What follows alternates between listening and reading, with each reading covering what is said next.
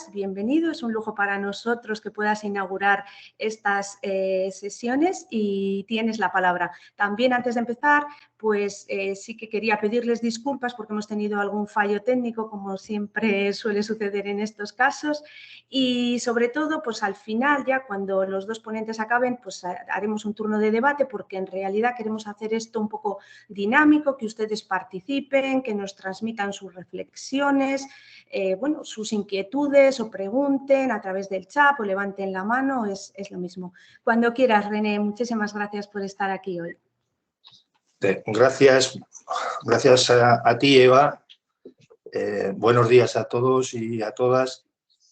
Y bueno, mi agradecimiento al CIEDA y a FIREC por la invitación para participar en estas jornadas. Yo quería compartir una presentación que estoy intentándolo, pero no soy capaz. Si alguien me puede ayudar para que se vea la ventana que quiero compartir, Eva. Os he enviado, si no... ¿Sí? Espera un segundo, espera un segundo. Hola, René. Yo sí que veo la presentación. ¿Cómo? Sí. Yo veo la presentación. En pantalla se ve una presentación, René, O sea, que a lo mejor ya la tienes compartida. Pues entonces el que no la está viendo soy yo, curioso. Se ve la presentación en el Adobe. O sea, se ve que estás compartiendo la pantalla de Adobe con el PDF. ¿No hay otra forma de compartir archivo y no ventana? Sí, en la parte superior a la derecha pone compartir. Un botoncillo. Al lado de salir... ¿Perdón? Al lado de salir hay un botón que pone compartir. Pues es que... ¿Archivos?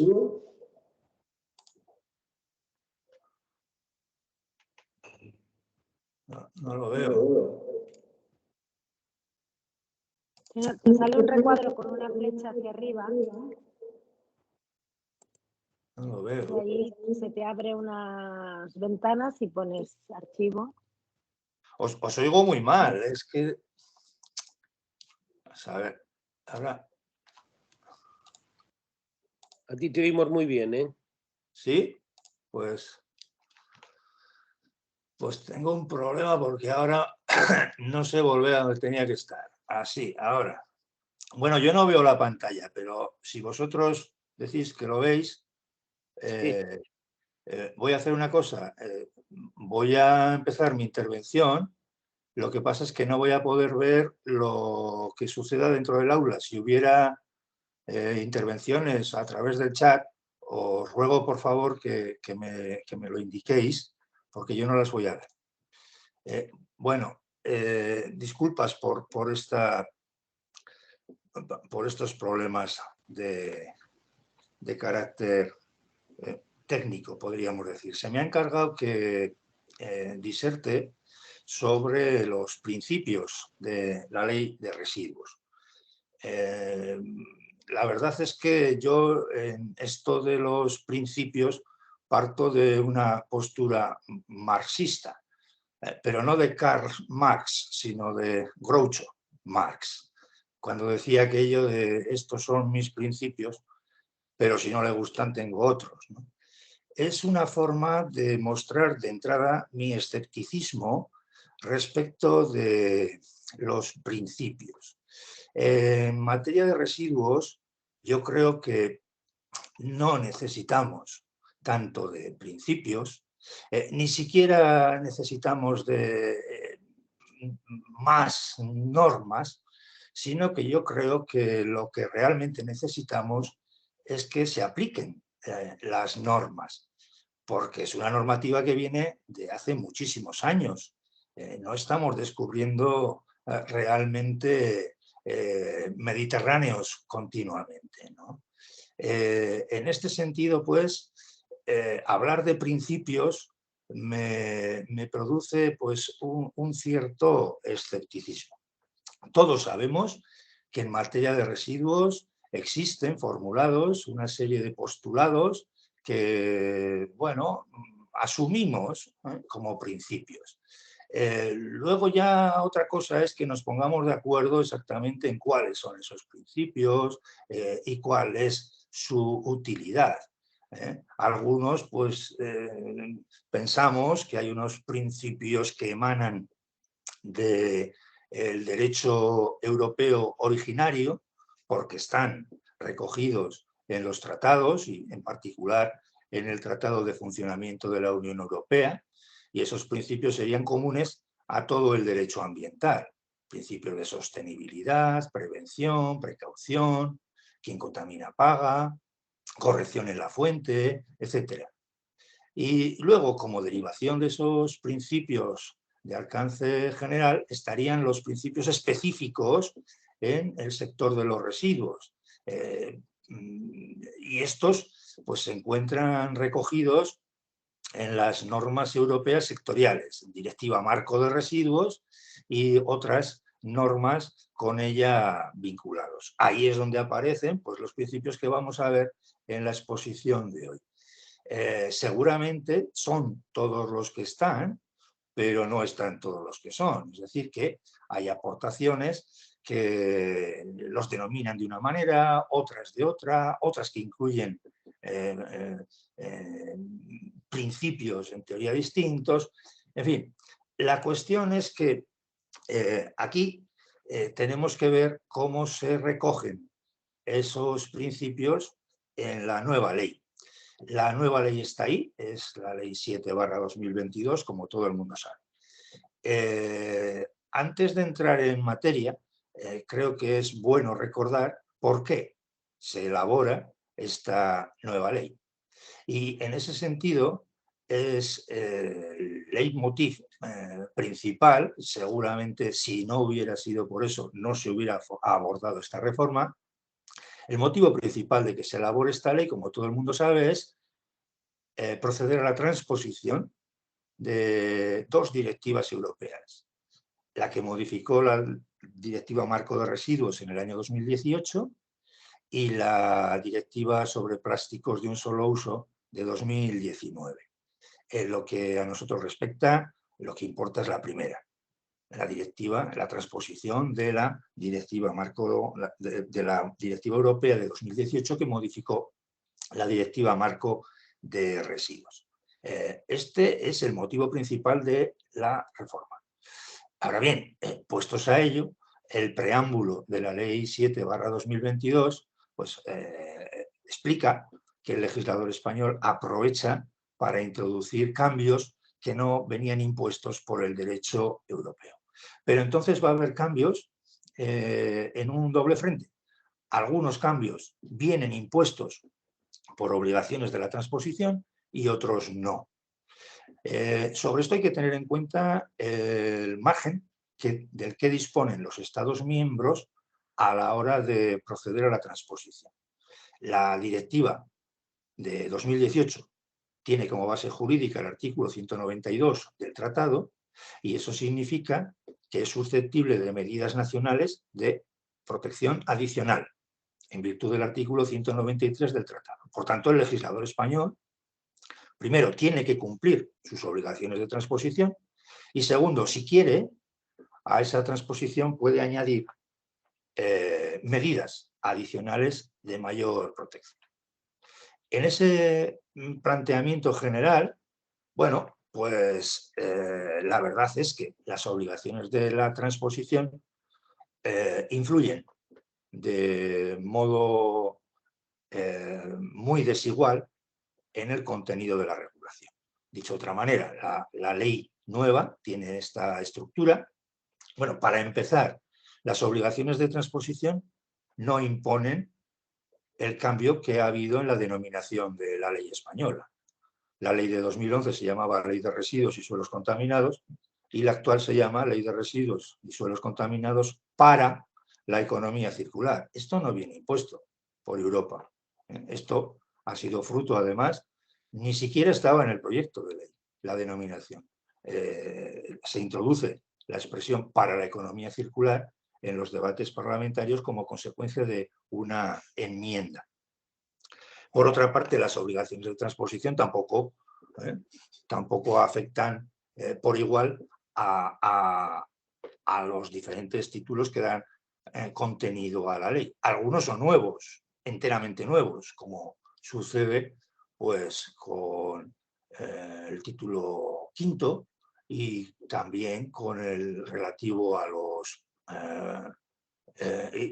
y con el título séptimo.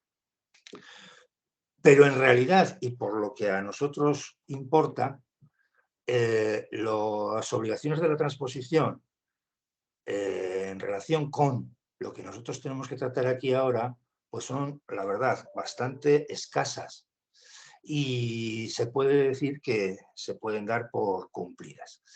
Los principios se venían tratando en la ley de 2011, estaban entonces en el capítulo segundo del título primero de la ley anterior y aquí, bueno, pues se produce un pequeñísimo, levísimo cambio sistemático porque como se puede apreciar, ya no están en el título primero, están en el título preliminar. Pero este título preliminar, disposiciones y principios generales, tiene la misma estructura que tenía antes, capítulo primero sobre disposiciones generales y un capítulo segundo que en realidad engloba dos cuestiones diferentes. Una, los principios y otra, el reparto de competencias. Bueno, en lo que respecta a los principios, los preceptos que nos interesan son estos que aparecen aquí subrayados. Artículo 7, artículo 8, artículo 9, artículo 10 y artículo 11. La verdad es que la redacción precedente ya había sido objeto de comentario en el sentido de que estos artículos tienen muy escaso contenido normativo. Bueno, ahora, cuando se ha hecho la reforma, cabe añadir que las obligaciones de transposición en relación con estos preceptos no eran muchas y en general se pueden dar por cumplidas. También se puede decir que el resultado final de la reforma puede tener más interés teórico que práctico. Pero precisamente esto es lo que trataré de explicar a continuación. Así que, si les parece, podemos proceder a un análisis comparativo de la redacción de estos preceptos para terminar luego con una consideración final del conjunto. Empezamos con el artículo 7. El artículo 7 versaba y sigue versando sobre la protección de la salud humana y el medio ambiente. Esto es a lo que se le conoce como principio de gestión ambientalmente adecuada de los residuos o también principio de seguridad en denominación que le ha dado el Tribunal Supremo. Como verán, entonces se mantiene el rótulo del precepto y se mantiene también la mayor parte de su redacción anterior. En la diapositiva, bueno, salta a la vista que hay ciertos cambios. Se destacan en color rojo las expresiones que se suprimen y en color azul lo que es de nueva redacción. Aquí podríamos haber incluido también los documentos intermedios, es decir, qué ponía el anteproyecto, qué ponía el proyecto de ley y los diferentes documentos de la tramitación parlamentaria, pero me ha parecido que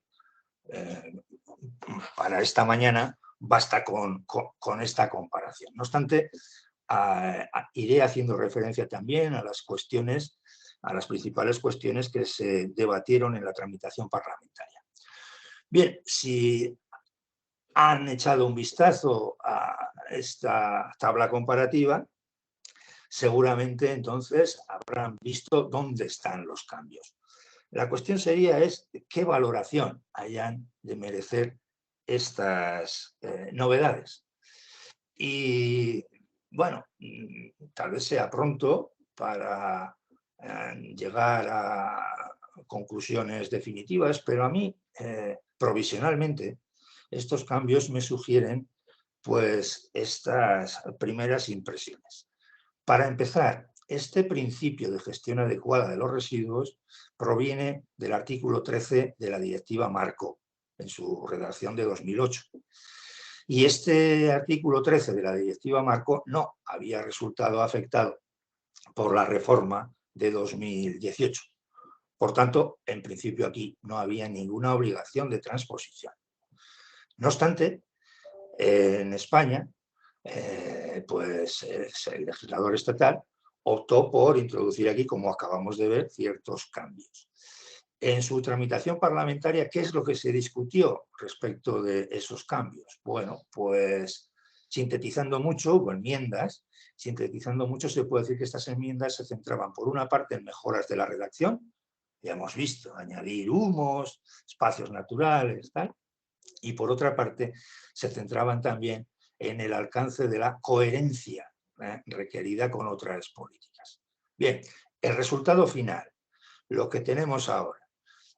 A mí me parece que los cambios que se han introducido en la redacción del artículo 7.1 constituyen retoques intrascendentes. No sé si estarán de acuerdo conmigo, pero es lo que a mí me parece. Introducir referencia expresa a humos o introducir referencia expresa a espacios naturales, me parece que, bueno, pues no está mal, pero tampoco creo que fuera estrictamente necesario, porque ya se podía dar por supuesto que todo eso entraba dentro del ámbito de este principio.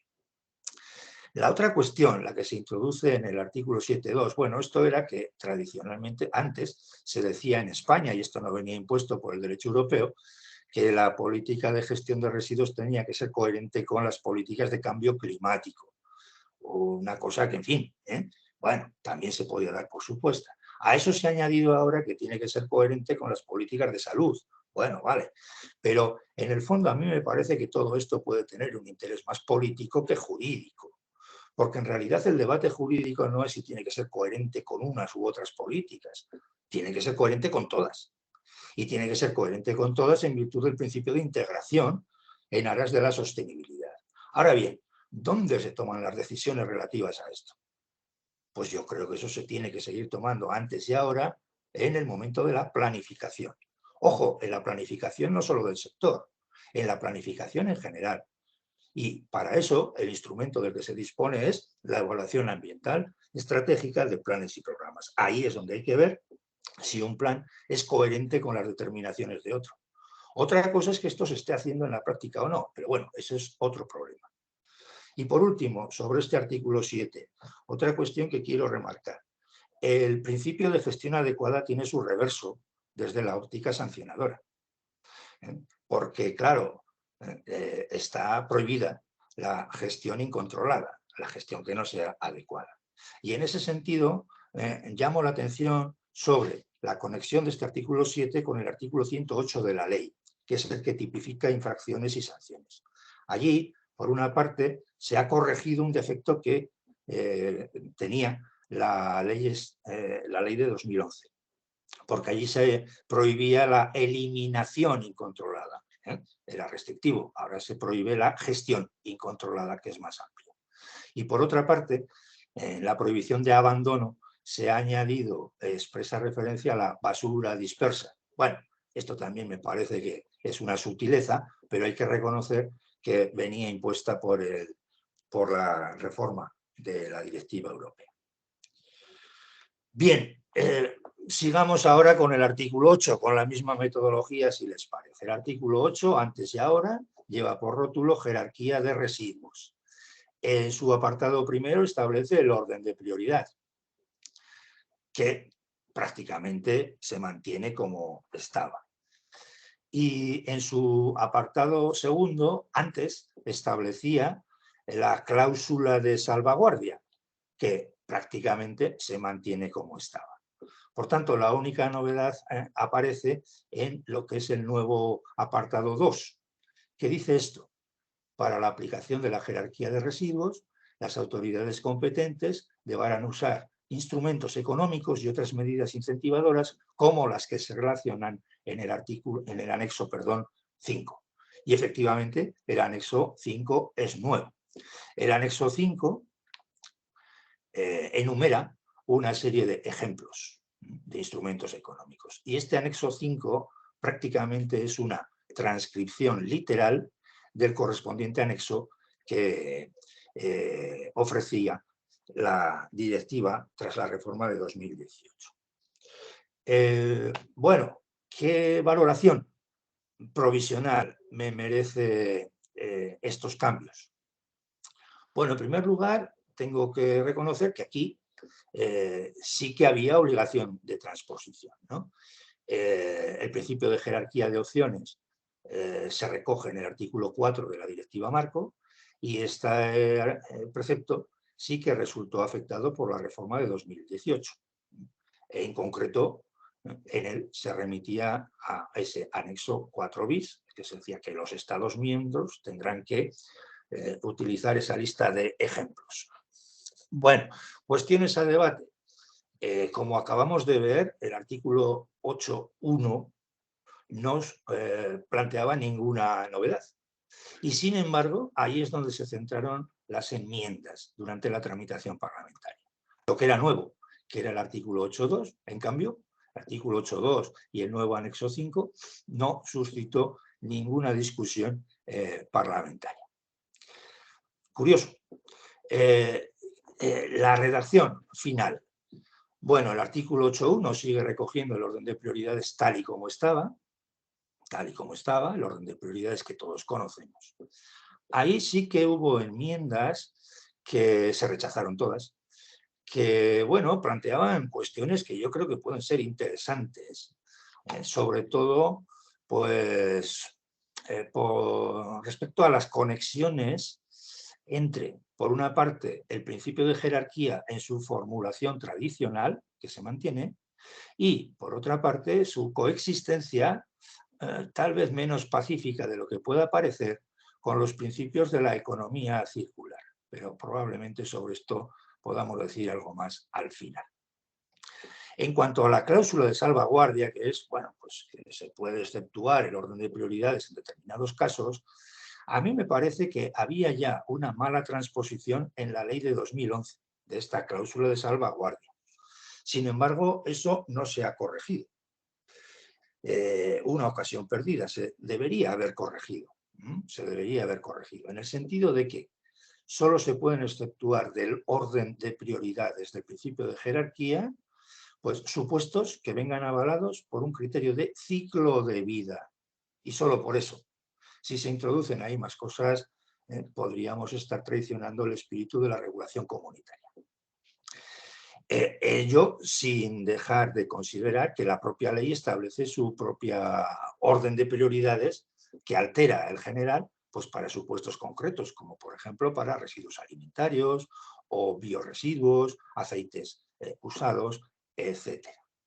Bueno, y por último, la novedad. La novedad real, la única que destaca el preámbulo de la ley, es esa remisión a los instrumentos económicos del anexo 5. Y el preámbulo dice que con esto se refuerza el principio de jerarquía. Pero, ¿se refuerza realmente? Claro, una cosa es que Europa diga los Estados miembros tendrán que aplicar instrumentos económicos como los que aparecen en tal anexo. Y otra cosa muy diferente es que España, como Estado destinatario de ese mandato, diga las autoridades públicas tendrán que...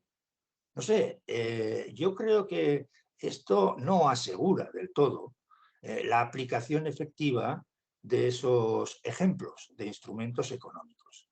Y en un plano más técnico, si me lo permiten, no sé hasta qué punto la mera transcripción literal de un anexo que aparece en una directiva es la mejor forma de transposición. Sigamos, artículo 9. Que antes y ahora se refiere a los principios de autosuficiencia y proximidad. El texto anterior, en esta columna, el texto en vigor, en esta otra columna, hay, bueno, cambia la denominación del ministerio, algunos verbos, la red que se exige de instalaciones se remarca que tiene que ser estatal, se introduce la expresión fracción resto, y estas novedades que aparecen hacia el final del apartado primero, bueno, pues las comentaremos desde luego a continuación. El apartado segundo, bueno, prácticamente no cambia nada, más que la proximidad se refiere, como ven, a su lugar de generación, faltaría más. Y lo que sí que es nuevo aquí es el apartado tercero, que dice esto, que para la valorización del resto de los residuos diferentes a los contemplados en el apartado 1, se favorecerá su tratamiento en instalaciones lo más cercanas posible al punto de generación, mediante tal. Bien, ¿qué valoración me merecen a mí estos cambios? Para empezar, esto trae causa del artículo 16 de la Directiva Marco, que no resultó afectado por la reforma de 2018. Quiere decirse que el legislador español aquí, si no hubiera hecho nada, no hubiera incumplido el derecho europeo. Bueno, pero se pone a hacer algo. ¿Qué cuestiones se sometieron a debate a lo largo de la tramitación parlamentaria? La primera es una mención expresa que hemos visto a las comunidades autónomas, y esa enmienda se aceptó en los términos que veremos. Pero sobre todo el debate parlamentario fue aquí muy vivo en relación con el alcance material de estos principios de autosuficiencia y de proximidad. Incluso una enmienda llegó a plantear que estos principios no solo se tendrían que aplicar a los residuos propiamente dichos, sino que se tendrían que aplicar también a los traslados de subproductos y de materias primas secundarias. Me parece muy interesante, pero esto no prosperó. Esta enmienda no prosperó.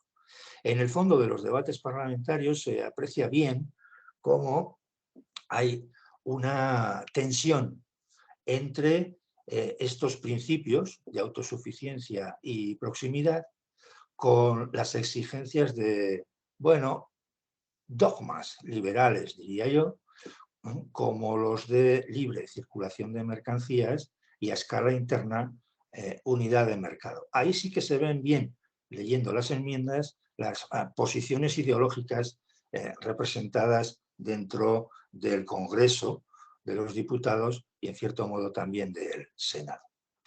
Bueno, ¿cuál fue el resultado final? Ya lo hemos visto. A mi modo de ver, la redacción resultante del artículo 9 sigue arrastrando deficiencias que ya estaban en 2011. No puedo detenerme en esto, pero yo creo que la redacción en vigor no distingue, como debería, entre dos principios que son distintos. Uno es el principio de autosuficiencia y otro es el principio de proximidad. No se pueden confundir. Tienen fundamentos distintos y plantean exigencias distintas. Y eso no queda claro en el artículo 9. Por lo demás, bueno, el debate sobre el alcance material depara lo siguiente. Por una parte, de los artículos 9.1 y 9.2 se deduce que se mantienen las cosas como estaban. Es decir, que estos principios se aplican, como exige el derecho europeo, a la valorización de fracción resto y a la eliminación de todo tipo de residuos. Eso no cambia. Se confirma, por otra parte, que estos principios rigen también a escala autonómica.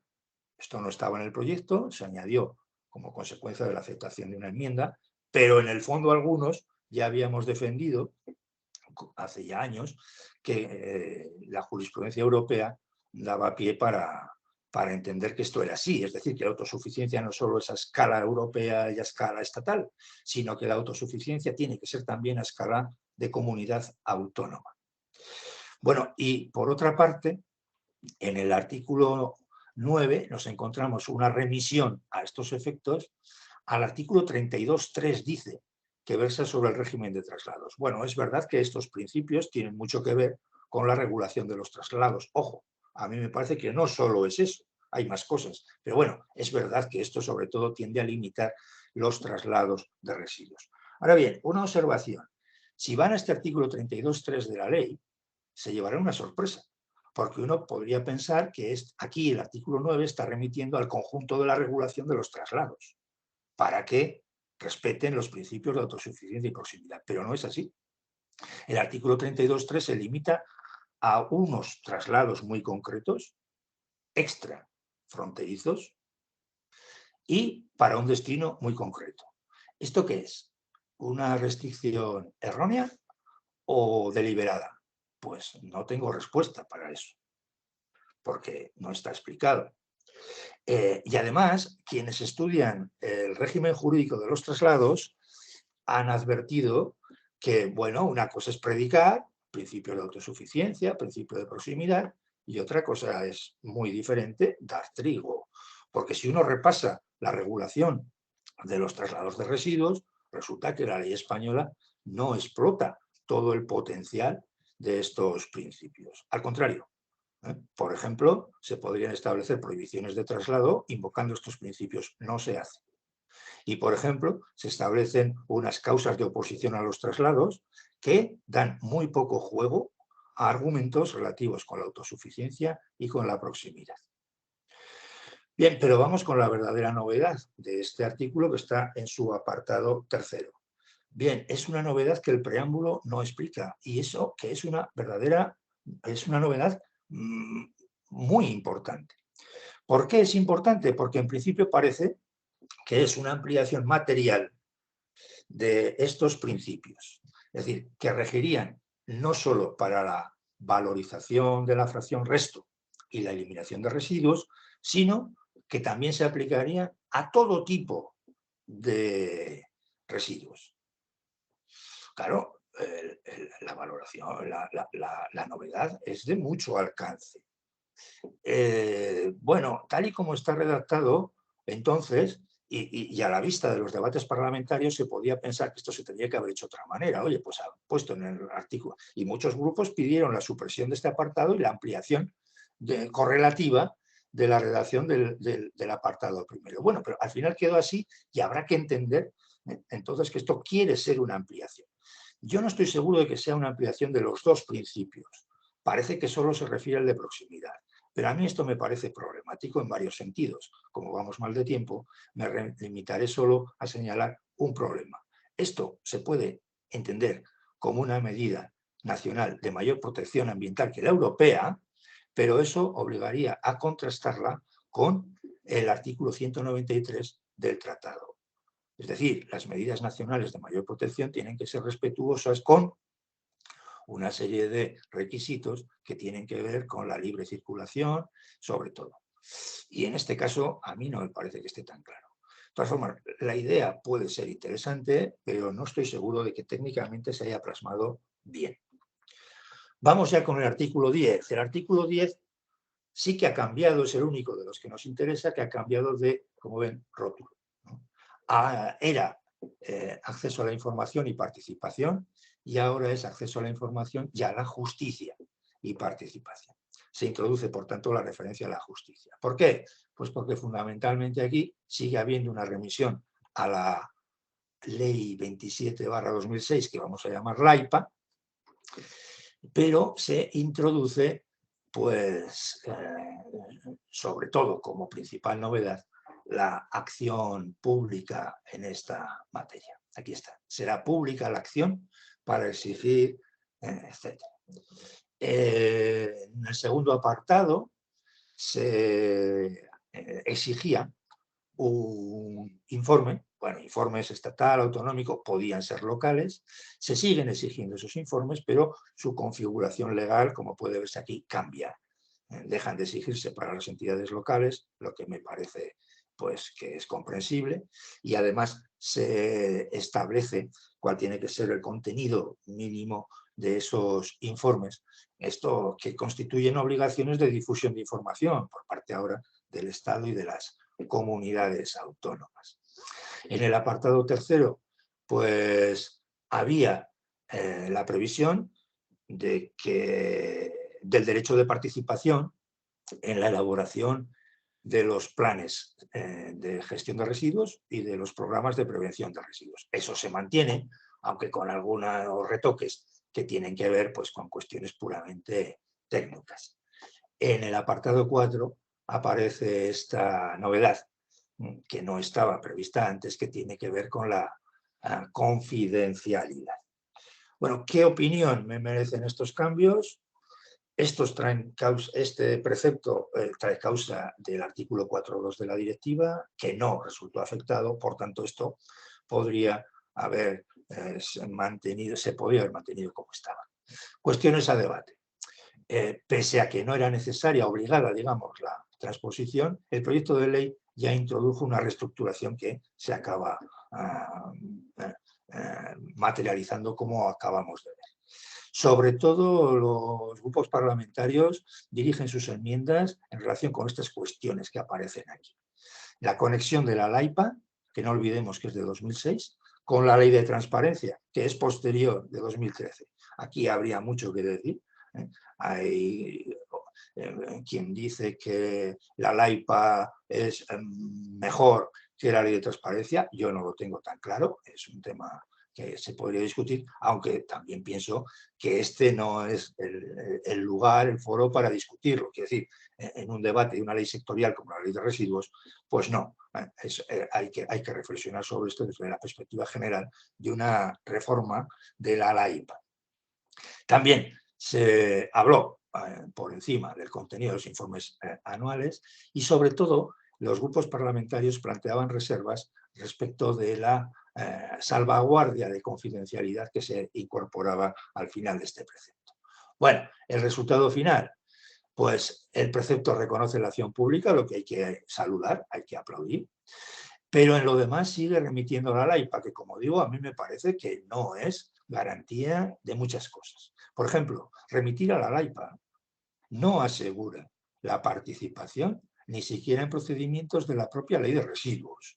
En los de planificación sí, pero por ejemplo en las autorizaciones de gestión no. En las autorizaciones de gestión de residuos, como no estén sometidas a evaluación de impacto ambiental o autorización ambiental integrada, ahí no hay participación garantizada. Ojo con eso. En cuanto a la nueva configuración de los informes anuales, bueno, pues ya lo he dicho, no me parece mal. Tal vez hubiera sido bueno incluso ahormar más eso para que los informes autonómicos, por ejemplo, puedan ser más fácilmente comparables, pero en fin, todo llegará. Y otro asunto que bueno, aparece aquí, que el registro de producción y gestión de residuos deja de ser público.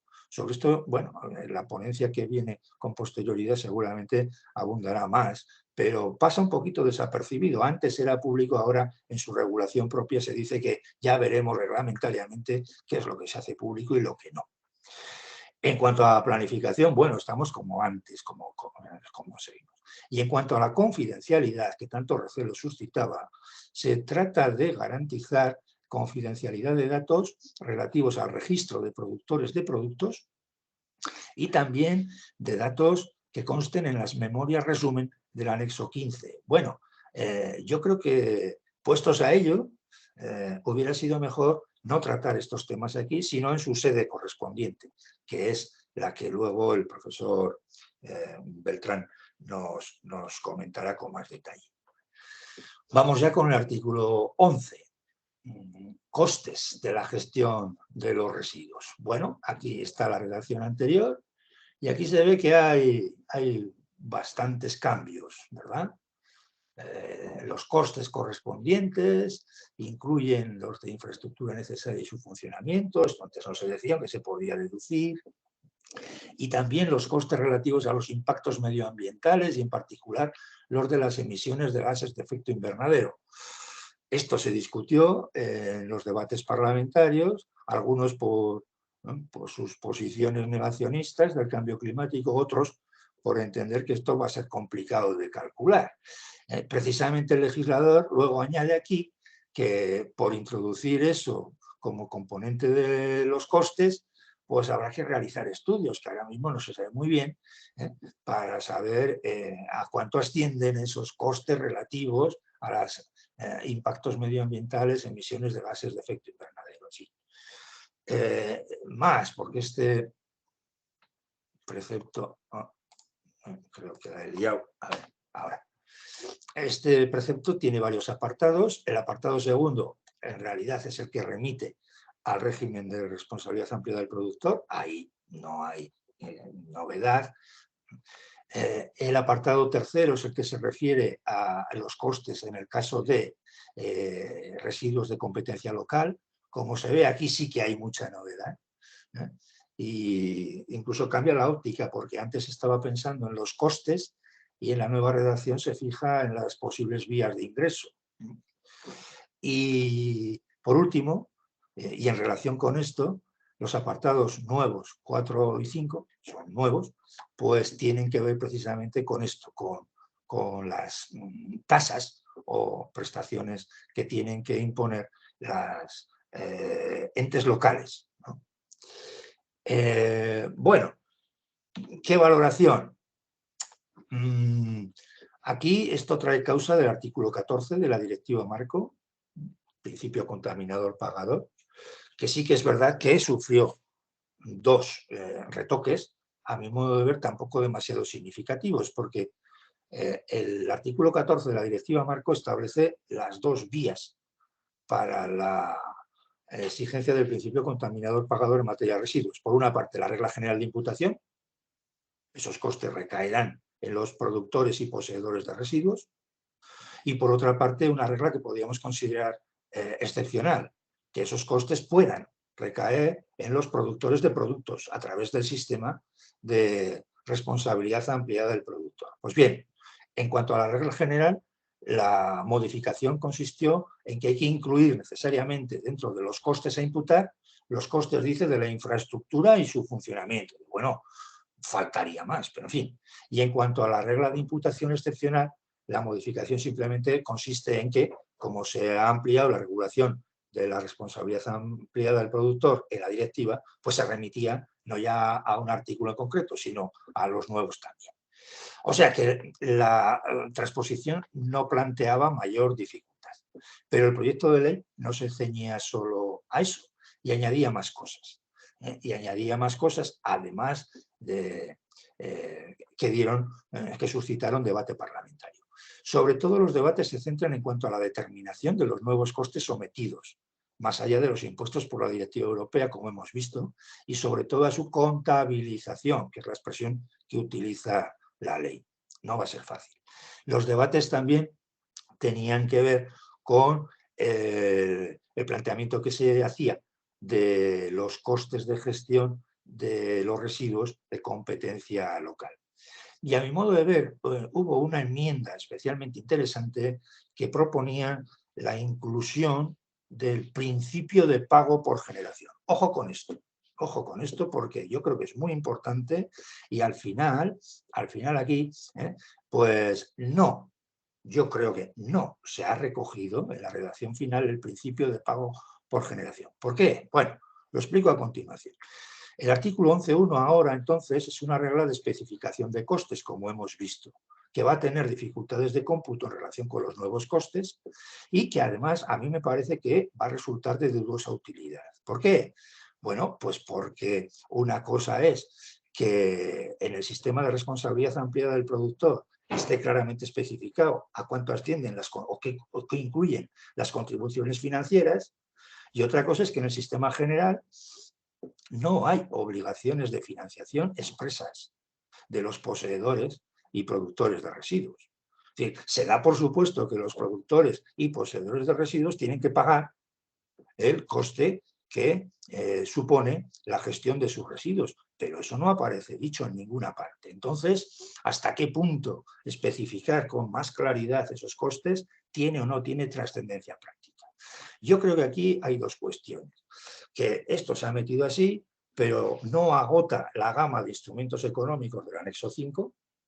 Ahí es donde el Estado no tenía que haber repetido literalmente el anexo 5 de la directiva. Tenía que haber dicho, bueno, ¿qué instrumentos utilizo para esto? Y en el fondo está la cuestión de que si se quiere ir a eso, a lo mejor habría que llegar a la intervención en la formación de precios. Intervención administrativa en la formación de precios de los servicios de gestión de residuos, sean públicos o sean privados. Sin embargo, lo que hace la ley no es eso. La ley únicamente interviene en la formación de precios de los servicios públicos locales de gestión, que es donde hace referencia al pago por generación. Por eso digo que una cosa es el pago por generación como principio general, que debería de inspirar la formación de precios tanto de servicios públicos como de servicios privados, y otra muy diferente lo que hay en la ley, que es el pago por generación que se ha de incluir, ya veremos cómo, en las ordenanzas locales que regulen esta cuestión y solo, exclusivamente, en el ámbito local. Bueno, a mí me parece que esto hay que tenerlo en cuenta para relativizar el discurso del preámbulo que dice esto es nuevo, tal. No es nuevo, además. No es nuevo porque desde el año 2001 el reglamento de vertederos ya imponía que había que avanzar por esta senda de prestaciones disuasorias y tal, y no limitadas al ámbito estrictamente local. Bueno, por otra parte, lo que resta en los apartados 11.4 y 11.5 tienen que ver con esto de las ordenanzas locales, que a su vez se vuelve sobre ello en la disposición final octava y que yo creo que estaría mejor recogido, no aquí, sino en el texto refundido de la Ley de Haciendas Locales. A lo mejor aquí me he metido en algún charco, porque esto sería mejor que lo expliquen los especialistas en derecho tributario, pero bueno, así tenemos más materia para debatir. Y concluyo. A la vista de lo expuesto, claro, la sensación que uno tiene es que las novedades no son gran cosa para una coyuntura de supuesto cambio sistémico. Pero bueno, esto tampoco nos debería sorprender. En realidad es que ni la Directiva Marco ni la Ley de Residuos son leyes de economía circular. Siguen siendo normas sectoriales para la economía circular, pero no de economía circular. ¿Qué quiero decir con eso? Que, bueno, al legislador español se le pueden reprochar algunas cosas, pero hay otras que no. Hay otras que hay que reprocharle al propio legislador europeo. Es decir, la reforma de la Directiva Marco de 2018 se presentó como resultado de la aplicación del paquete de economía circular, pero en realidad tampoco era eso. Era más bien la actualización de compromisos pendientes que estaban ya asumidos antes del paquete de economía circular. Total, ¿qué quiero decir? Que es en el ámbito europeo donde habrá que afrontar cuestiones de fondo que por ahora se han rehuido. Cuestiones como, por ejemplo, una que ya he apuntado, la coexistencia del principio de jerarquía de opciones en su actual formulación con los denominados principios de la economía circular. ¿Y qué hay de estos? No hemos visto por ninguna parte los principios de la economía circular. Bueno, no están aquí. En realidad hubo una enmienda, la misma enmienda que propuso el cambio de denominación de la ley, la misma enmienda que logró introducir la definición de economía circular en la ley. Esa misma enmienda propuso también incluir los principios de la economía circular, pero esto no prosperó. Y era una enmienda que iba en la línea de lo que dice al respecto la ley de Castilla-La Mancha sobre economía circular, pero no prosperó. Bueno, sobre esto, a mí me parece que tampoco tiene tanta importancia práctica. Es decir, los principios de la economía circular no se especifican en la ley, es verdad, pero su existencia se da por supuesta. Y se da por supuesta no solo en los preámbulos, tanto de la Directiva Marco como de la ley, sino que también se da por supuesta en un precepto de la ley española, en el artículo 13.2c, que se refiere a la Comisión de Coordinación. Ahí se dice expresamente principios de economía circular. Por tanto, vale, no se identifican, pero se da por supuesta su existencia. Y siendo eso así, y con esto termino, yo creo que si los principios de la economía circular existen, pueden y deben cumplir la función de principio rector de toda la política social y económica, es decir, en los términos del artículo 45 de la Constitución. Y ahí lo dejo. Quedo a su entera disposición para cualquier aclaración que necesiten o intercambio de puntos de vista. Nada más. Muchas gracias. Muchísimas gracias, René, por tu intervención, por tus palabras y por ser tan esclarecedor en el tema de los principios. Vamos a ver si son lo suficientemente sólidos para que la ley vaya bien en la práctica y se aplique y sea eficaz. En segundo lugar, les voy a presentar al profesor Beltrán Puentes Cociña. Él proviene de la Universidad de Santiago de Compostela. Está familiarizado también con estos temas de residuos y sobre todo pues, se ha centrado su actividad de investigación en materia de residuos de aparatos eléctricos y electrónicos. Nos va a hablar de un tema que quizá a veces pasa desapercibido pero que tiene una importancia pues muy destacable, como son las obligaciones de información. ¿Quién tiene que informar en materia de residuos? Productores, administraciones, comunidades autónomas, ¿cómo lo van a hacer? Pues de esto va a hablar Beltrán. Cuando quieras, tienes unos 25 minutos, 20 o 25 minutos. Hola, buenos días. Muchas gracias. En primer lugar, quisiera agradecer la invitación para participar en esta mesa, a los responsables del CIEDA, de FIREC, en especial a la doctora Eva Blasco, al profesor José Pernas. Y yo estoy intentando compartir una presentación y le he dado a compartir, he seleccionado mi presentación, pero veo la pantalla en negro. No sé si alguien la ve, o supongo que la veis todos en negro. Beltrán, yo por lo menos veo la presentación tuya, ¿eh? Sí, Perfectamente. Sí, sí, la vemos, la vemos. Se ve bien. Vale, pues a ver, entonces lo que voy a hacer es ponerla... Ah, vale, sí, perfecto, perfecto.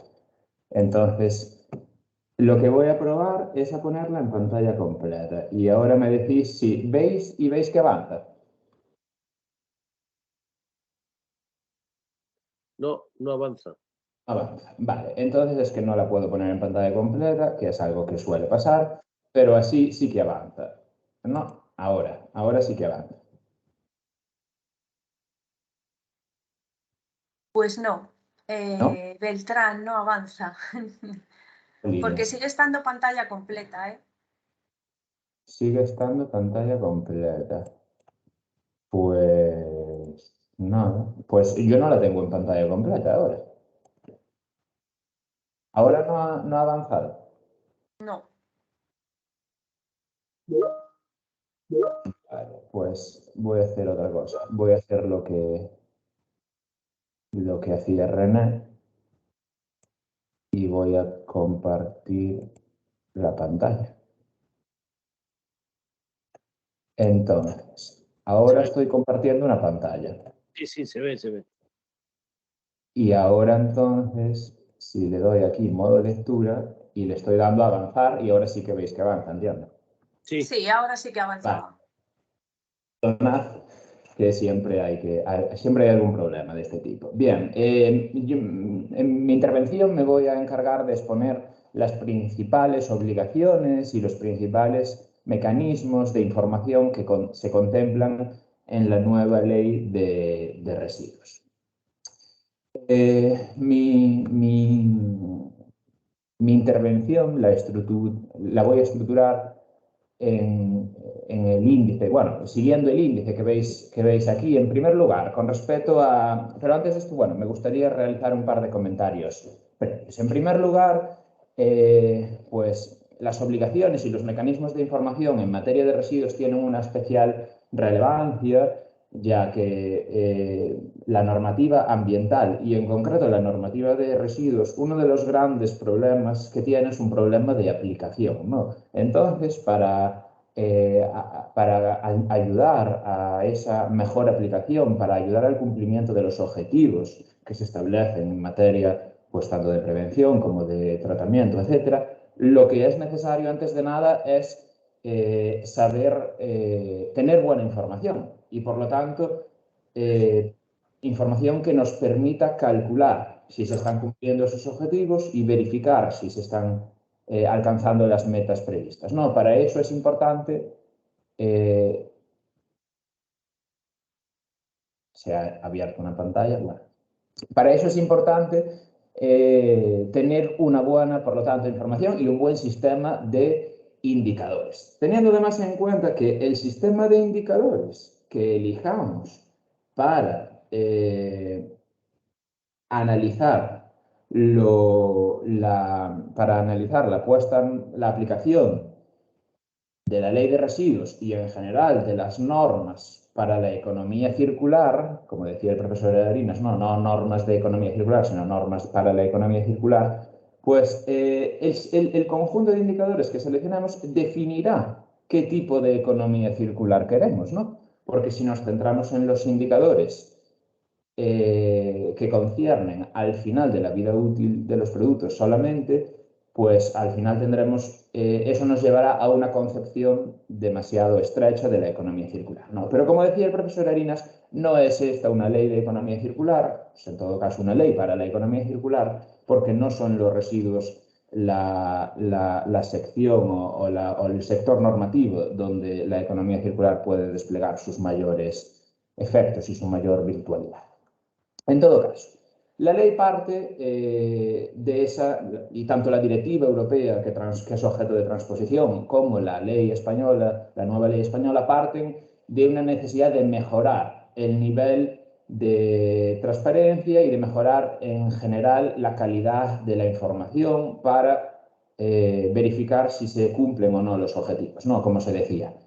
En este sentido, pues autores como, por ejemplo, Alejandro Rodríguez Martín, Ricardo Palomo Zurdo y Francisco González Sánchez, estos autores, estos creo que son economistas, o por lo menos alguno de ellos, pues han realizado un estudio bastante interesante sobre el nivel de transparencia en materia de residuos en España. En concreto, han analizado en un par de artículos publicados en los últimos años el nivel de transparencia en materia de residuos sólidos urbanos y han concluido que la transparencia es muy escasa, ¿no? en este sentido.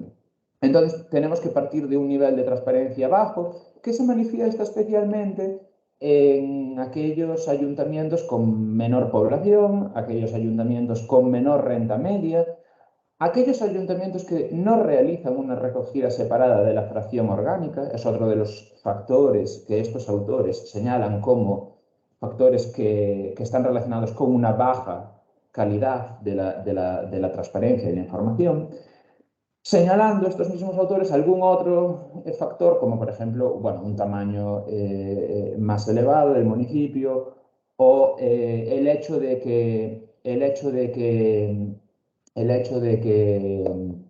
la recogida separada se haga a través de una empresa, se delegue, se externalice. Bueno, estos factores redundarían también en una peor calidad de la transparencia y de la información. Esto sería un poco el contexto del que partimos y a continuación pues expondré las principales consideraciones que establece la ley sobre los diferentes instrumentos de información y las diferentes obligaciones de información que se contemplan, que serían el registro de producción y gestión de residuos, los archivos cronológicos que deben llevar los productores, las memorias anuales que se les van a exigir a estos productores y, por último, pues las diferentes obligaciones de información que conciernen a las administraciones públicas, ¿no? Tanto a las comunidades autónomas como al Ministerio para la transición ecológica.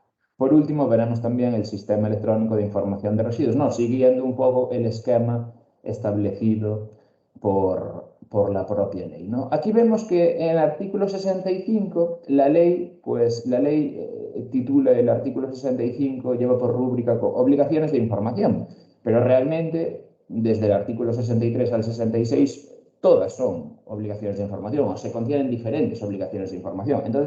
Entonces tampoco se entiende muy bien por qué solo el artículo 65 se llama obligaciones de información y además teniendo en cuenta que dentro de este artículo 65 se establecen obligaciones bastante diversas y que afectan a diferentes agentes. Digo esto porque creemos que quizás una reordenación de estos artículos hubiese sido mejor en términos de sistematicidad y claridad normativa.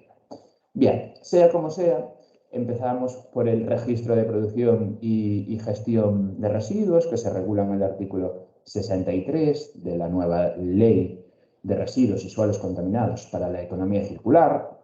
Bueno, yo utilizo este acrónimo vi que René también utiliza el mismo acrónimo y me congratulo por ello, aunque no sé si hay unanimidad con respecto a esta cuestión, aunque en todo caso es una cuestión menor. El registro de producción y gestión de residuos se configura como un registro compartido y único en todo el territorio nacional, si bien sus efectos van a ser solo de publicidad, ¿no? Ya que las autorizaciones y las comunicaciones se tendrán que seguir inscribiendo en los respectivos registros autonómicos, ¿no? Consideración esta que es respetuosa con las competencias autonómicas.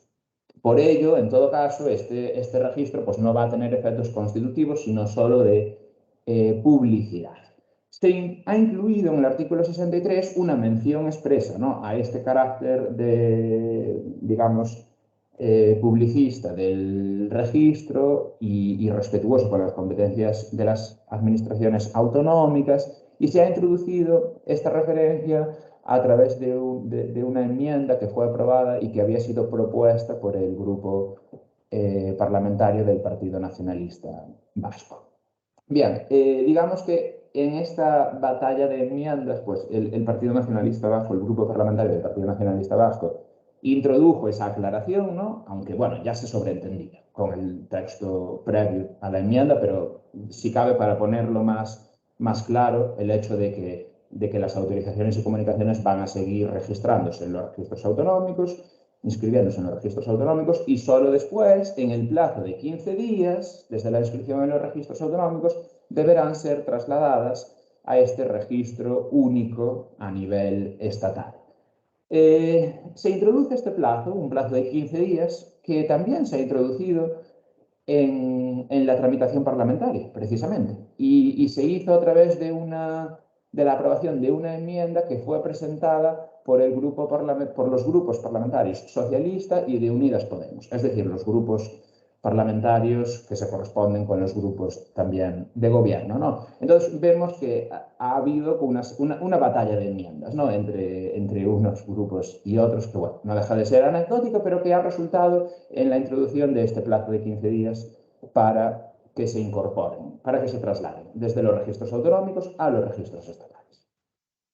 En todo caso, el registro está pendiente de desarrollo reglamentario. Este registro ya se contemplaba en la anterior ley de residuos, nunca llegó a ser objeto de desarrollo reglamentario, y para este desarrollo reglamentario lo que también tendrá que hacer, y así lo dice expresamente la ley, es señalar qué información va a ser objeto de publicación o de registro, mejor dicho, y qué información no, porque en todo caso se habrá de determinar por vía reglamentaria qué información tendrá el carácter de confidencial y, por lo tanto, qué información no podrá ser incluida en este registro. El segundo gran instrumento de información que se contempla en la nueva ley son los archivos cronológicos, que ya se incluían en la anterior ley. Quizás la novedad ahora es que estos archivos cronológicos que deben tener actualizadas las empresas y entidades registradas, entre otros sujetos, son archivos cronológicos que ahora además van a tener que, sobre ellos se va a tener que realizar una memoria anual, que veremos a continuación. Pero bueno, con respecto a los archivos cronológicos, decíamos que van a tener que ser actualizados y van a tener que llevarse por parte de los sujetos obligados, que serían pues todas las empresas y entidades registradas en los respectivos registros autonómicos que hemos mencionado. También estarán obligados a mantener estos archivos cronológicos los productores iniciales que generen más de 10 toneladas de residuos no peligrosos al año. Esto quiere decir que los que generen menos de 1000 toneladas de residuos no peligrosos al año, pues no van a estar obligados a registrarse, no es necesaria la autorización o comunicación, pero sí que van a tener que llevar un archivo cronológico. Y esto pues también se ha discutido en sede de alegaciones sobre todo en sede de delegaciones, en la fase de información pública, y finalmente pues el Ministerio indicó pues que aunque no estén obligadas aunque no sean objeto de recurso, de registro, las actividades de estos productores de menos de 1000 toneladas de residuos no peligrosos al año, pues sí que es bueno que lleven unos archivos cronológicos para facilitar una mayor información, pero que duda cabe que les va a suponer un aumento de la carga, digamos, burocrática, ¿no? Administrativa. Bien. También las empresas o entidades que generen o utilicen subproductos tendrán que llevar estos archivos cronológicos. Se excluyen los productores que gestionen sus residuos a través de las entidades locales. ¿Y cuáles serían los datos que deben ser archivados? Pues serían la cantidad, la naturaleza y el origen de los residuos, si se trata de residuos. Si se trata de subproductos, habrá que ver si se trata de un sujeto que utiliza el subproducto o que produce el subproducto. Si utiliza el subproducto, tendrá que indicar cuál había sido su origen. Si lo que hace es producir un subproducto, lo que tendrá que determinar es cuál va a ser el destino de este subproducto. Se tendrá que indicar asimismo cuál es la cantidad de productos, materiales o sustancias que se someten a las distintas actividades de valorización y eliminación, así como los residuos resultantes de estas actividades. Además, en caso de que proceda, pues también se deberá indicar el destino, la frecuencia de recogida, el medio de transporte utilizado, cuál es el tratamiento previsto y el destino de los productos, materiales y sustancias. Este archivo cronológico se llevará un archivo, digamos, cronológico por cada una de las operaciones de tratamiento que hayan sido objeto de autorización. Y los sujetos obligados tendrán la obligación de guardar esta información, que obviamente va a estar organizada de forma cronológica, tendrán la obligación de guardarla durante 5 años a disposición de las autoridades competentes, ¿no? En materia, sobre todo, pues, de inspección y control, ¿no? Estos archivos cronológicos que mencionábamos y que se regulan en el artículo 64 van a servir a estos sujetos obligados para que remitan, mejor dicho, unas memorias con carácter anual, unos informes de carácter anual, que esto sí es una novedad de la nueva ley y que se van a regular en el artículo 65, apartado 1. Decía al principio que el artículo 65 de la nueva ley recoge las obligaciones de diferentes sujetos. El apartado 1 se centra en las personas físicas o jurídicas que realicen operaciones de recogida profesional y tratamiento de residuos, así como productores de residuos peligrosos, que serían estos los sujetos obligados, según reza el propio artículo. Luego, el propio apartado, a partir del apartado 2, se establecerían las obligaciones de las comunidades autónomas y, finalmente, las del Ministerio, ¿no? entre los apartados 3 y 6. ¿Qué quiere decir con esto? Pues quiere decir que dentro de un mismo artículo se establecen no solo diferentes obligaciones, no solo diferentes normas, sino obligaciones que conciernen a diferentes sujetos. Con lo cual, quizás, en términos de calidad normativa y para una mayor claridad y sistematicidad, pues se podrían haber establecido estas obligaciones en diferentes artículos, ya no solo en diferentes apartados. Sea como sea, esta memoria, como decíamos, es un resumen de la información que se debe mantener actualizada en el archivo cronológico y que se debe enviar, pues, con carácter anual. En concreto, en el primer bimestre del año siguiente, es decir, antes del 1 de marzo del año siguiente al año de recogida de los datos, ¿no? La información vendrá desglosada por cada operación de tratamiento autorizada, igual que se hacía con los archivos cronológicos, y se deberá enviar siempre a las comunidades autónomas y en caso de que se trate de residuos de competencia local, pues también a las entidades locales. Se establece, digamos, una excepción a esta última cuestión, y es que cuando se trate de operaciones de valorización o de eliminación que se realicen sin instalación, como pueden ser rellenos o tratamiento de suelos, en este caso no solo habrá de enviarse, de remitirse esta memoria anual a la comunidad autónoma que haya otorgado la autorización, sino también en las comunidades autónomas en las que se haya producido esta operación de valorización o eliminación. Y lo mismo con las instalaciones móviles. Si una instalación móvil se localiza en diferentes comunidades autónomas, aunque solo una de ellas puede haber sido la comunidad que otorgó la autorización, no solo a esa comunidad hay que enviar la memoria anual, sino que habría que enviar la memoria anual a todas las comunidades en las que se localizase la instalación.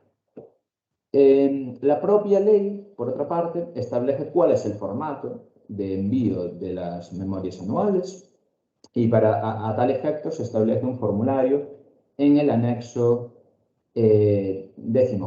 En este sentido, pues, o con respecto a este tipo de formularios, pues nos podríamos preguntar, ¿no?, hasta qué punto una norma con rango de ley es el instrumento normativo adecuado para incluir este tipo de formularios, que más bien podemos pensar que se deberían corresponder con el desarrollo reglamentario, ¿no?, de la ley. Bien. A continuación, los siguientes apartados del artículo 65, en concreto los apartados que van del 2 al 6 del artículo 65 de la nueva ley, recogen cuáles son las obligaciones de las administraciones públicas. Empezando por las obligaciones de las comunidades autónomas, ¿no? En primer lugar, se establece una obligación muy genérica y que se configura como la obligación de mantener actualizada la información sobre la gestión de los residuos de su ámbito competencial, y en particular sobre los residuos que sean de competencia local. ¿Qué información va a ser esta? Pues en principio tendrá que ser, como mínimo, cuáles son las infraestructuras de gestión disponibles y cuál es la cantidad, cuáles son las características de los residuos que entran y que salen de estas infraestructuras, así como cuál es el destino de los residuos que salen. Se establece la posibilidad por parte de las comunidades autónomas de que establezcan directrices armonizadas, directrices que entendemos pues podrán afectar a los ayuntamientos, a las entidades locales, que van a tener una obligación de colaboración. Y digamos que esta sería esto sería la única mención que se hace en este título de la ley, en este título concerniente a la información en materia de residuos. Esto es la única mención que se hace a las entidades locales, ¿no? Este deber, esta obligación que tienen de colaborar con las comunidades autónomas. Bien. Otra obligación de las comunidades autónomas, esta ya más concreta, es la de recibir y comprobar que se han remitido correctamente y al completo las memorias anuales que se regulaban en el artículo 65, apartado 1, ¿no? Y además las comunidades autónomas serán pues, las competentes para incorporar estas memorias al sistema electrónico de información sobre residuos. Por último, y quizás esto es la obligación más relevante que van a tener, o una de las más relevantes que van a tener las comunidades autónomas, y es una obligación concreta de comunicación al Ministerio. Deberán comunicarle los datos que permitan conocer si se han cumplido los objetivos de prevención. Deberán remitir también al Ministerio, bueno, al Ministerio para la Transición Ecológica y el Reto Demográfico, ¿no? Se entiende. Deberán remitirles también información sobre si se han aprobado y también sobre si se han revisado sustancialmente los planes de gestión y los programas de prevención. Y por último, deberán informar al Ministerio sobre cuál es el grado de cobertura material y territorial de la recogida separada de los residuos municipales y bioresiduos, ¿no? Digamos que toda esta información que le deben remitir al Ministerio, luego le va a servir al Ministerio, la va a tener que utilizar el Ministerio para enviar su correspondiente comunicación a la Comisión Europea, en aplicación, por cierto, pues, de la Directiva Europea que es objeto de transposición. Llegamos, por tanto, a las obligaciones en materia... Beltrán, perdona. ¿Puedes concluir en 5 minutos, más o menos? Sí. Vale. Ya estoy yendo, así que perfecto. Venga, gracias. Muchas gracias. Llegamos, por tanto, a las obligaciones de comunicación y de información que tiene el Ministerio, que deberá comunicarle a la Comisión Europea con carácter anual, en concreto en el periodo de 18 meses, desde que termine cada ejercicio, cada año natural, pues deberá comunicarle la información relativa a todos estos datos, que no voy a enumerar uno por uno, dado que ya estamos pues fuera de tiempo, ¿no? En todo caso, pues señalar que muchos de estos datos, desde la letra D en adelante, son obligaciones de comunicación que se derivan de la Directiva de Plásticos de un solo uso, ya que todos estos 6 últimos apartados, conciernen a los plásticos de un solo uso. Bien, como he dicho, se tiene que realizar esta comunicación en el plazo de 18 años desde que termina el año natural. El formato está determinado por la Comisión y junto con estos datos se debe enviar un informe sobre el control de la calidad de estos datos, cuestión que también viene establecida por la Directiva Europea, y un informe sobre cuáles son las medidas adoptadas con arreglo al anexo 8, que se refiere a las normas de cálculo de objetivos. En definitiva, como vemos, se trata de obligaciones que ha introducido el legislador europeo para mejorar la cuantificación, para mejorar la calidad de la información y para mejorar, en definitiva, el nivel de transparencia en materia de residuos, ¿no? Esto sería, digamos, la obligación de información principal, pero se establecen otras complementarias, ¿no? Y también, en este sentido, también se debe comunicar a la Comisión Europea si se han aprobado los planes de gestión y los programas de prevención de residuos, tanto nacionales como autonómicos. Se debe informar sobre cuál es el grado de cobertura de la recogida separada de los residuos municipales y los bioresiduos. Y como cláusula de cierre se indica que también se enviará toda la información que proceda en aplicación de esta ley, de la Directiva Marco de Residuos y de la Directiva de Plásticos de un solo uso. Consideración esta que, bueno, parece un poco reiterativa, ¿no? Habida cuenta de que ya previamente, en los anteriores apartados, se habían establecido claramente cuáles son las obligaciones concretas, ¿no? Por lo tanto, pues parece que esta consideración final, esta cláusula de cierre, pues podría sobrar, podría quedar al margen, podría no estar en la ley y no pasaría nada. Finalmente, se configura en el artículo 66 el sistema electrónico de información de residuos, ¿no? Bueno, que ya se recogía anteriormente, que está constituido por los distintos registros, plataformas y herramientas informáticas. Aquí tenéis una lista de cuáles serían los que la ley establece como contenido mínimo de este sistema electrónico. No voy a enumerarlos ahora. El objetivo de este sistema electrónico es facilitar el seguimiento y el control de la gestión de los residuos, servir como base para elaborar políticas en la materia y contribuir al cumplimiento de las obligaciones internacionales, y sobre todo europeas, de información. Se establece también que este sistema electrónico permitirá la interoperabilidad con los sistemas electrónicos autonómicos. Y esto se establece después de que haya sido aprobada también una enmienda del Grupo Parlamentario del Partido Nacionalista Vasco, ¿no? Que ha querido, a través de esta enmienda, dejar claro pues, dónde están las competencias para proceder a la llevanza de estos datos y al mantenimiento de este tipo de sistemas electrónicos, ¿no? Aunque sea con efectos primarios.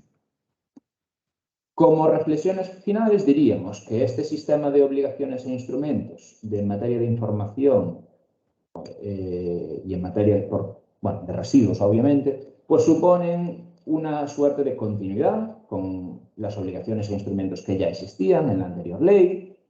hemos visto que, bueno, que se introduce alguna novedad, sobre todo en lo relativo a la introducción de nuevos datos que deben ser comunicados o de nuevas obligaciones de información, pero con respecto a la información quizás que ya existe, ¿no? Por lo tanto, se actualizan los instrumentos que existían antes para incorporar nuevos datos.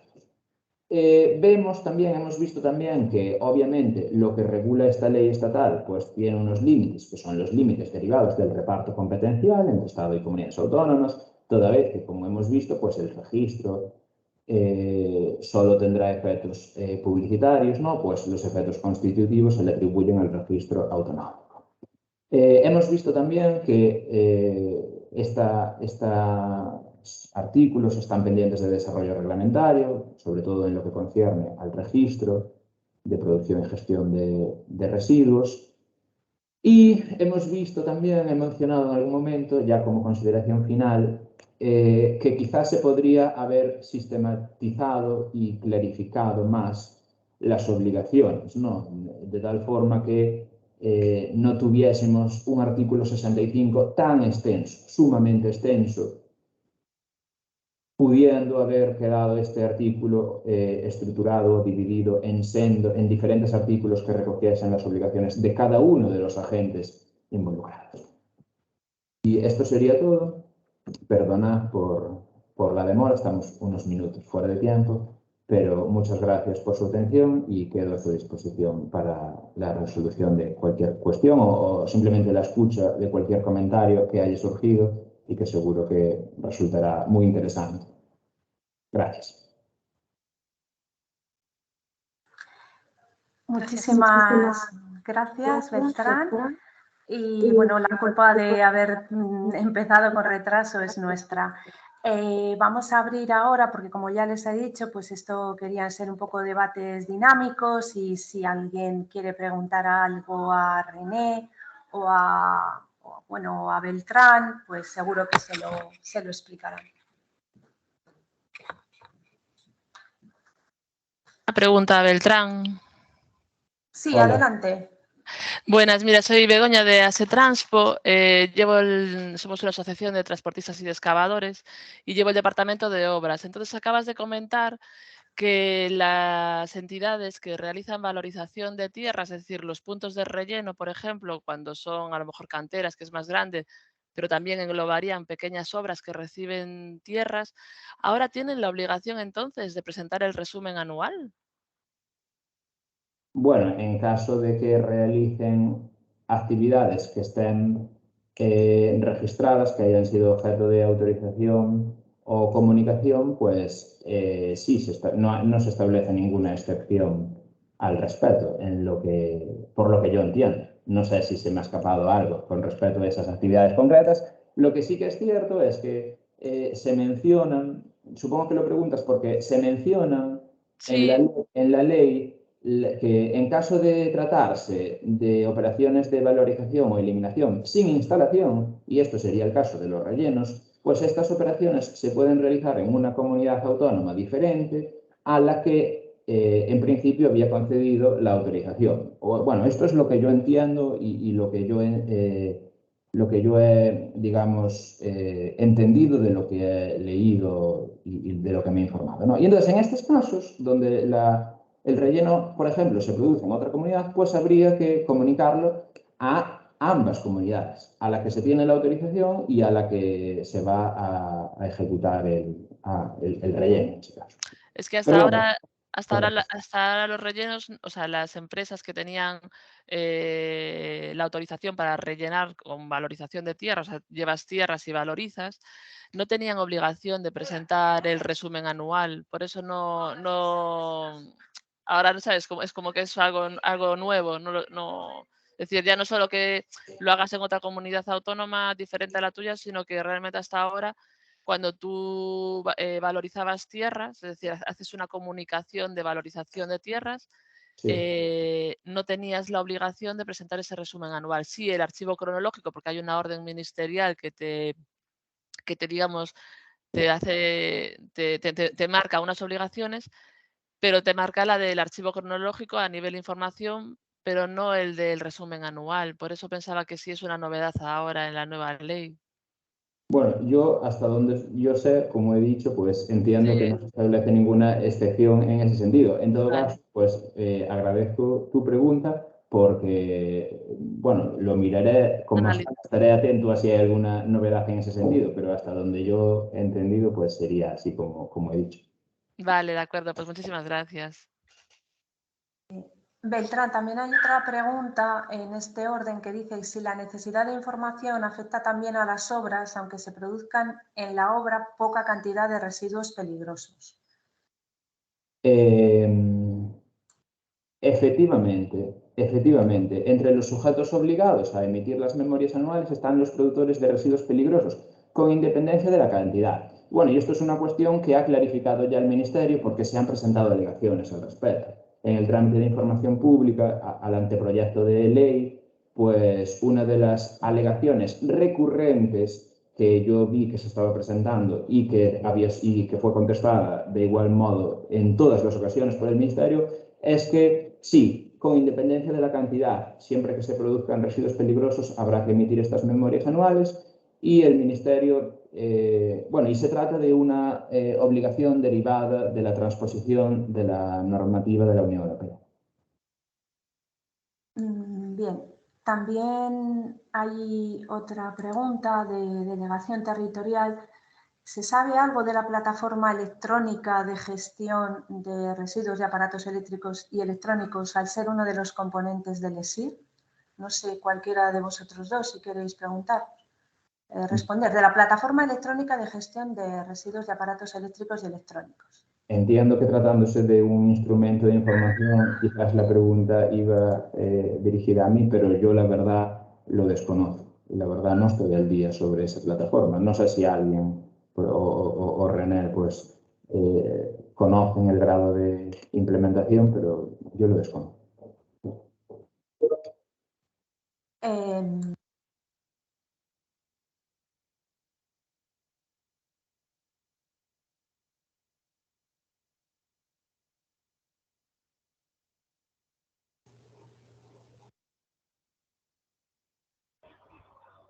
Eva, estás en mute.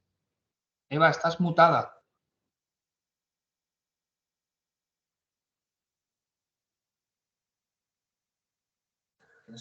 ¿Ahora? Ahora sí. Ahora sí. Bueno, era Jorge Rosa Alemani que había levantado la mano. No sé si querrá intervenir. Buenos días, muchas gracias por esta invitación y por esta webinar. Me presento, soy Jorge Ross, técnico de medio ambiente de la empresa de Ernostrum. Tengo una pregunta pues, para Beltrán y va relacionado con las memorias anuales. Actualmente, tanto en Cataluña como en Andalucía hay que presentar unas memorias anuales que solamente aplicaban a estas dos comunidades autónomas. Tras esta nueva ley en la que hay que presentar para todas las comunidades autónomas esta memoria anual, hay que presentar, es decir, por un lado la de memoria anual y por otro lado esta memoria anual que ha sacado la nueva ley, o esa memoria anual responde a la memoria que no sé si me he explicado bien. Sí, yo creo que te has explicado bien. Yo creo que estamos hablando del mismo instrumento. Es también una obligación derivada del derecho europeo y en este sentido, pues, las normativas autonómicas o las leyes autonómicas que no contemplasen estas memorias, pues tendrán que actualizarse en ese sentido. Entiendo yo. Vale, gracias. Gracias. También ha levantado la mano el profesor Ruiz de Apodaca. Si cuando quieras, Ángel, hacer tu pregunta. Buenos días. Bueno, simplemente felicitar a ambos ponentes. Plantearle a René dos preguntas o dos cuestiones o dos comentarios interesantes, ¿no? Él ha hecho referencia sobre todo al artículo 10, ¿no? Cuando se regulan los principios de acceso a la información, participación y justicia. Bueno, el tema de la participación se circunscribe exclusivamente a los planes y programas. Él criticaba que con la remisión que se hace a la ley, pues en las autorizaciones de gestión que no haya participación garantizada por no estar sometidas a evaluación de impacto ambiental o autorización ambiental integrada, pues no se garantiza esta participación. Bueno, yo creo que no es tan relevante, ¿no? Probablemente las autorizaciones de gestor, persona física o jurídica que no vayan acompañadas de instalación, pues quizá no sea tan relevante, y luego cuando haya instalación siempre va a haber una licencia de actividad clasificada, o va a haber una autorización ambiental integrada que ya lo garantiza, o va a haber evaluación de impacto ambiental, ¿no?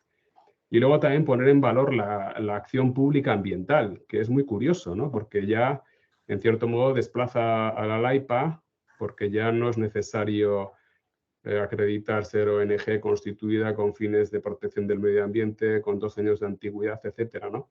Con lo cual, aquí el legislador ha dado un paso adelante muy importante en la protección ambiental, que quizá, no sé por qué no, podría ser extrapolable al resto de los ámbitos ambientales con una modificación de la LAIPA en el sentido de que la acción pública ya sea reconocida en todos los ámbitos ambientales.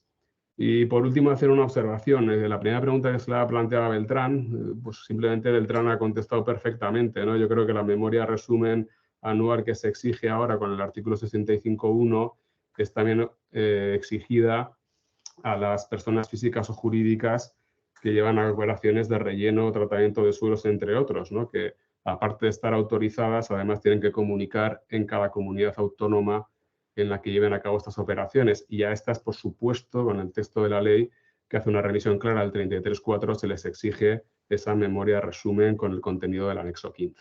Nada más. Gracias y felicidades a los dos. Muchas gracias, Ángel. Bueno, tus consideraciones sobre la reforma del artículo 10 en relación con el reconocimiento de la acción pública, estoy completamente de acuerdo. Tú eres un buen conocedor de la LAIPA y además tú eres de los primeros que dijo que lo que reconoce la LAIPA no es realmente una acción pública. Entonces, no puedo estar más de acuerdo contigo. Supone un avance, porque la LAIPA establecía requisitos. Primero había que ser una ONG, no una persona física, y después pues los 3 requisitos de función, recogido en los estatutos, temporal, constitución anterior a 2 años, etcétera, y territorial. Bien, entonces, la acción pública que reconoce ahora la ley de residuos no establece ningún requisito, ¿vale? O sea, otorga legitimación a cualquier sujeto, sea una persona jurídica que cumpla esos requisitos o no, o sea incluso una persona física. En eso no hay ninguna duda, hay un avance. En cuanto a la participación, bueno, es verdad, en cierto modo, lo que tú dices. Tratándose de instalaciones, siempre habrá, se supone, algún control preventivo, tipo policía, actividades clasificadas. Pero, ojo, eso no me acaba de dejar del todo, digamos, confiado, ¿eh? Pero, por otra parte, yo hacía referencia a ese caso solo como ejemplo. Porque lo que quiero decir es que con la remisión que hace la ley de residuos a la LAIPA, claro, la LAIPA, como tú bien sabes, garantiza la participación en los procedimientos de elaboración de ciertas normas, en los procedimientos de elaboración de ciertos planes y en los procedimientos de adopción de ciertos actos administrativos, y son listas cerradas. Entonces, la LAIPA no asegura la participación en los procedimientos de adopción de las autorizaciones de gestión, es lo que quería decir, de residuos. Pero es que tampoco asegura la participación en los procedimientos, por ejemplo, de elaboración de los criterios para subproductos o para materias primas secundarias. ¿Y la ley de residuos lo hace? Ahí es donde yo quería llevar el asunto. No sé si ahora me he explicado mejor. En todo caso, gracias por la apreciación, la tendré en cuenta. Vamos a dejar a una última persona intervenir que ha levantado la mano, Víctor Boga Vilasantar. Cuando quieras puedes hacer tu pregunta. Hola, buenos días. No sé si se me escucha bien, que estoy desde el móvil. Sí, sí se te escucha, Víctor. Vale. Mira, yo tengo dos dudas. Llamo de un pequeño ayuntamiento en la provincia de La Coruña, hay más con la misma casuística, y veo que en esta ley de residuos se establecen dos cosas que me gustaría que me aclararan un poquito más, que es la obligación de poner una tasa proporcional al residuo generado por cada generador de residuos, y otra es el tema del artículo 9 de la proximidad, de los tratamientos de proximidad. Entonces, con respecto al artículo 9, quería saber si se prevé alguna delegación de competencias a las entidades locales para que puedan, en el ámbito de su territorio, hacer la gestión de determinados residuos no peligrosos, como por ejemplo en el caso que nos compete a nosotros, los biorresiduos, que son los que más peso y más contaminan el resto de las fracciones. Y respecto a la tasa, un poquito una aclaración, me gustaría tener una aclaración por vuestra parte. Da un plazo de 3 años en la ley para que los entidades locales establezcan esa nueva tasa proporcional, pago por generación y todas estas cosas. Pero, ¿qué mecanismos se prevé que se vayan a implementar? Porque realmente ningún servicio público debería de estar prestado por debajo de su coste, y es cualquier generador de biorresiduos, restaurantes, supermercados y otros comedores públicos, etcétera, pagan una tasa de residuos muy por debajo del coste de gestión. Ya no hablamos de recogida, no solo de depósito en entidad finalista de tratamiento. Entonces, ¿cómo está previsto que se vaya a hacer ahora, o qué mecanismos de control se van a establecer para asegurarse que esa tasa va a ser proporcional? ¿Y quién va a romper la lanza de empezar a de obligar eso? Porque es bastante antipopular para una entidad local subir la tasa de basura un 500%, un 2000% a determinados negocios del pueblo, sobre todo en sitios rurales donde pues, los negocios son escasos y cada vez menos, ¿no? Muchas gracias. Pues son preguntas muy pertinentes. Otra cosa es que tengan una respuesta estrictamente jurídica. Yo creo que no la tienen. Desde un punto de vista, quiero decir que aquí hay mucho más componente político que jurídico, ¿no? Y más teniendo en cuenta que el año que viene es año de elecciones municipales, pero en fin, yo por ese terreno no debería avanzar más. Desde un punto de vista jurídico, hombre, es que esto se presenta como nuevo cuando en realidad no debería de ser tan nuevo. Otra cosa es que en la práctica, evidentemente, pues no se haya avanzado lo que se tenía que haber avanzado. Tú mismo lo has dicho. Las tasas, de por sí, rige el principio de equivalencia, que supone que los costes tienen que estar asegurados mediante los ingresos. Otra cosa es cómo se contabilizaban los costes hasta ahora.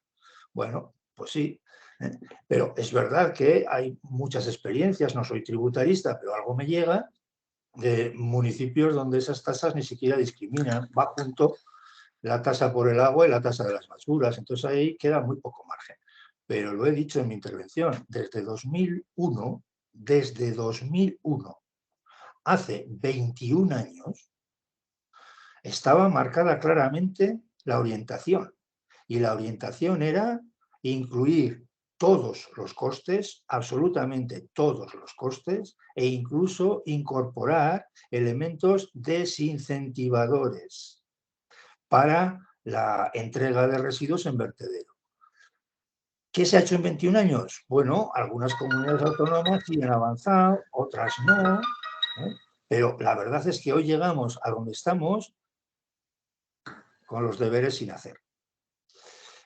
Hay además una vuelta de tuerca ahora, en cierto modo, ¿no? Porque se dice, bueno, pues habrá que adaptar las ordenanzas, no solo a esto, habrá que adaptar las ordenanzas municipales a todo, es decir, a los nuevos requerimientos de recogida selectiva y a los nuevos requerimientos de preparación para reutilización y preparación y reciclado.